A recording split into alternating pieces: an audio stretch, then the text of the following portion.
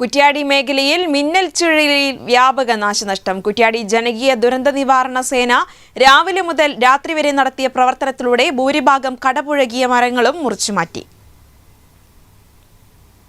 കുറ്റ്യാടി മേഖലയിൽ മിന്നൽ ചുഴലിക്കാറ്റിൽ വ്യാപക നാശനഷ്ടങ്ങളാണ് ഉണ്ടായത്. നിരവധി സ്ഥലങ്ങളിൽ മരം കടപുഴകി. വീടുകൾക്കും വാഹനങ്ങൾക്കും റോഡിലും ഇലക്ട്രിക് ലൈനുകൾക്കും മുകളിൽ മരം കടപുഴകി വീണു. വ്യാഴാഴ്ച പുലർച്ചെയും പകൽ സമയത്തുമാണ് വിവിധ സ്ഥലങ്ങളിൽ മിന്നൽ ചുഴലിക്കാറ്റുണ്ടായത്. മരങ്ങൾ മുറിച്ചുമാറ്റി അപകട സാധ്യത ഒഴിവാക്കാൻ ജനകീയ ദുരന്ത നിവാരണ സേന ചെയർമാൻ ബഷീർ നരേങ്കോടൻ്റെ നേതൃത്വത്തിൽ വളണ്ടിയർമാർ എത്തിയത് നാട്ടുകാർക്ക് ഏറെ ആശ്വാസമായി. തളീക്കര ബസ് സ്റ്റോപ്പിനടുത്ത് കാറിനു മുകളിൽ വീണ മരം കാറിന് കൂടുതൽ തകരാർ സംഭവിക്കാത്ത രീതിയിൽ JCB എത്തിച്ചാണ് മുറിച്ചു മാറ്റിയത്.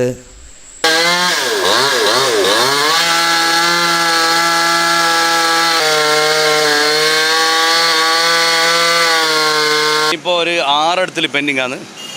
നേരം വെളുത്തേരെ ഇതുവരെ ഒരു വെള്ളം പോലും കുടിച്ചിട്ടില്ല. എല്ലാവരും പരക്ക പാച്ചില്ല, ഒരു സ്ഥലത്ത് നിന്നിട്ടില്ല.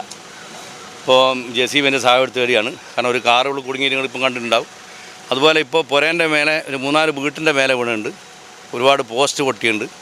പിന്നെ ആ ബൈക്കോട്ട് പോകുന്നപ്പോൾ ഇന്നൊരു 12 ഇടത്തിൽ ഓൾറെഡി ആയി. കായക്കൊടി, കുറ്റ്യാടി, പൈക്കളങ്ങാടി, കാഞ്ഞിരോളി, ചെറിയ കുമ്പളം, അടുക്കത്ത്, ഊരത്ത് തുടങ്ങി നിരവധി സ്ഥലങ്ങളിലാണ് ടീം ജനകീയ ദുരന്ത നിവാരണ സേന എത്തി സേവനങ്ങൾ നൽകിയത്.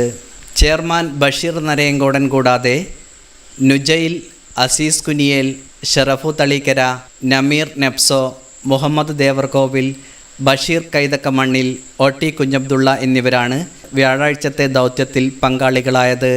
News bureau, Kuttiadi.